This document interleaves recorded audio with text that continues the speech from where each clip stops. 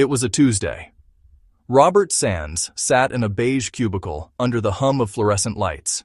He had a decent job, a mid-level role at a forgettable company. The work was fine. The pay was okay. Then a single email changed everything.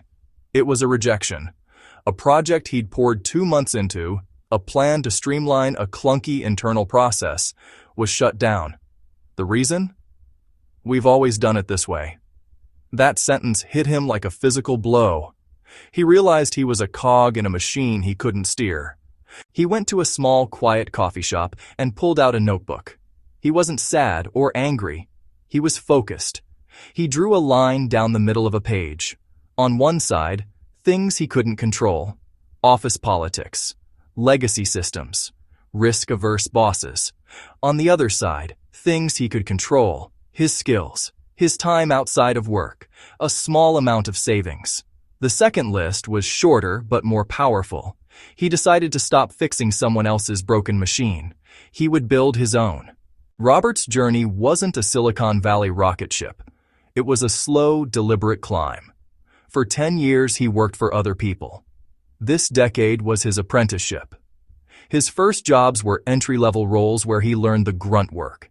He learned how to handle difficult customers. He learned how to write a professional email. He learned how to navigate the complex social dynamics of an office. He didn't just do his job. He studied it. He created simple systems for his own tasks. He automated repetitive parts so he could focus on higher-value activities. His first big break came with a promotion to a team lead at a regional company.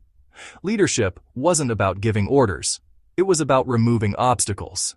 He joined a struggling startup in sales. The pay was lower, but the potential to learn was astronomical. Robert started his company, Practical Systems, with $15,000 of his own savings and a small loan. The mission was simple: offer services and products that saved small businesses time. He started in a single room, a desk, a laptop, and a whiteboard. His first goal wasn't to change the world. It was to get 3 paying clients.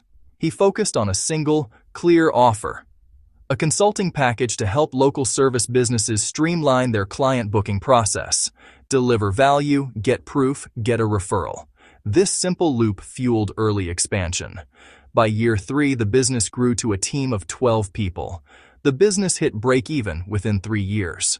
Annual revenue grew by an average of 20% year over year for the first 5 years. He invested in custom software to automate internal processes, boosting margins and allowing each consultant to handle more clients. With a profitable core, he formed alliances, low-cost access to new markets, and a steady stream of customers. The machine was now self-fueling. Robert's approach to personal finance was as systematic as his approach to business. His first rule was to build a fortress: 6 months of essential expenses in a high-yield savings account. This wasn't dead money. It was freedom. It took the emotion out of financial decisions. Defense secure, he could play offense. He avoided trendy stocks, crypto gambles, and complex products. He put his money into his own business and low-cost index funds, automating monthly contributions. He separated expenses from investments. When he didn't know a domain, he hired specialists. The right hire paid for themselves many times over. He paid himself a modest salary.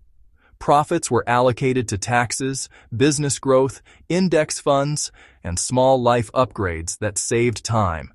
His wealth came from a disciplined cash flow system: slow, steady, automated, growing on multiple fronts simultaneously. Today, Robert Sands' business interests reflect his core philosophy: solve real problems with simple, practical solutions. His empire is not a sprawling, complex conglomerate. It's a focused collection of complementary businesses. The flagship is still his consulting firm, Practical Systems, known for a no-nonsense approach and measurable ROI. The second pillar is Automate OS, a subscription tool for scheduling, invoicing, and customer follow-up.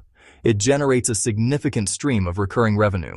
He holds minority stakes in partner firms, an accounting practice, and a digital marketing agency.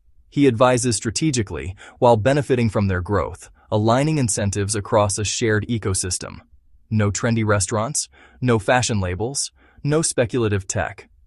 He stays within his circle of competence: practicality, efficiency, ease of use. His wealth comes from owning the majority of his core businesses and letting strong systems and people run them. Robert often shares financial advice. It's always direct and actionable. Pay yourself first. Automate at least 10% of every paycheck into savings or investments. Weaponize your skills to create a second stream of income, however small. De-risk your life. Build the emergency fund and test business ideas cheaply before you bet big. Keep it simple. Index funds, clear records, a simple business that solves a clear problem. Your first move: define and monetize a skill. Find one person and get them to pay you for it. Your second move: start a test fund. When it hits 100, run a small, cheap experiment to get real data. Your third move: track everything. When you make your first dollar of profit, do not spend it. Reinvest it. Robert Sands built wealth not by one giant leap, but by thousands of small, calculated steps. Be curious. Track the numbers. Take small risks. In time, those steps will lead you to a place you can hardly imagine today.